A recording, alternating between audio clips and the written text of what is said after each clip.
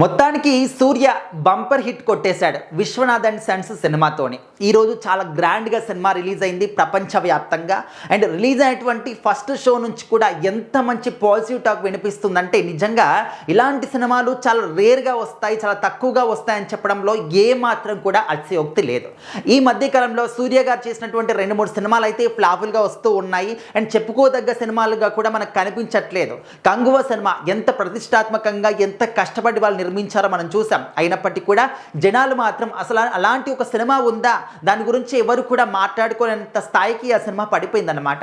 అయినప్పటికీ కూడా సూర్య గారు కానీ ఎవరు కూడా అంత అంటే డిసప్పాయింట్ అయితే అవ్వలేదు. ఇది పోతే ఏంటి ఇంకొక సినిమా చేసుకుందామని చెప్పేసి సినిమాలు ప్రజల కోసం ఎప్పుడు కూడా అంటే ఆయన అభిమానుల కోసం సినిమా ప్రేమికుల కోసం సినిమాలు చేస్తూనే ఉంటారు.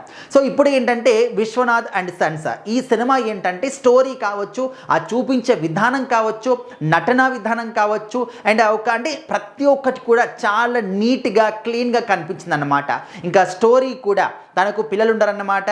అండ్ సరోగసి ద్వారా పిల్లల్ని తీసుకోవడం కానీ సో ఆ విధంగా స్టోరీ అంతా కూడా ఏంటంటే సమాజంలో జరుగుతున్నటువంటి కొన్ని అన్యాయాలు కావచ్చు, అక్రమాలు కావచ్చు, సో వీటన్నిటిని కూడా ఎదిరించినటువంటి ఒక గొప్ప క్యారెక్టర్ అన్నమాట. సూర్య గారు ఏ సినిమా చేసినా కూడా ఇలాంటి ఒక గొప్ప మెసేజ్ అనేది డెఫినెట్లీ ఉంటుంది. మనము చాలా సినిమాలో కూడా చూసాము.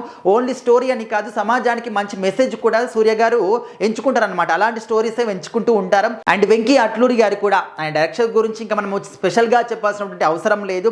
ఏ సినిమా చేసినా కూడా చాలా మంచి కాన్సెప్ట్తో వస్తూ ఉంటారు. సో ఇక్కడ సూర్య గారు ముందుగా సినిమాను ఒప్పుకోరేమని అనుకున్నారంటే వాళ్ళ ఫ్రెండ్కి చెప్పడము, ఆ తర్వాత ఈయనకు చెప్పడం, ఆ ఒప్పుకోవడం, సో ఈ విధంగా అంతా కూడా ఫాస్ట్గా జరిగిపోయింది. సినిమా మాత్రం చాలా మంచి టాక్ అయితే వినిపిస్తుంది అన్నమాట. ఇంకా మొత్తంగా స్టోరీ కావచ్చు అన్నీ కూడా లీక్ చేస్తే సో అది లీకేజ్ కిందికి వస్తుంది కాబట్టి మొత్తం స్టోరీ గురించి మనం చెప్పకపోయినప్పటికీ కూడా జనాలు మాత్రం చూసిన వాళ్ళు 10 మందికి 9 మందికి ఖచ్చితంగా బాగుందని చెప్తూ ఉన్నారు. సో మీలో ఎంతమంది ఇప్పటివరకు ఈ సినిమాని చూశారో అండ్ ఒకవేళ చూడకపోయినప్పటికీ కూడా చూసిన తర్వాత అయినా కూడా మీకు ఏ విధంగా అనిపించింది ఖచ్చితంగా అయితే కామెంట్ చేయండి. సో మరి సూర్య గారికి అయితే మరొక బంపర్ హిట్ తన ఖాతాలో పడిపోయింది.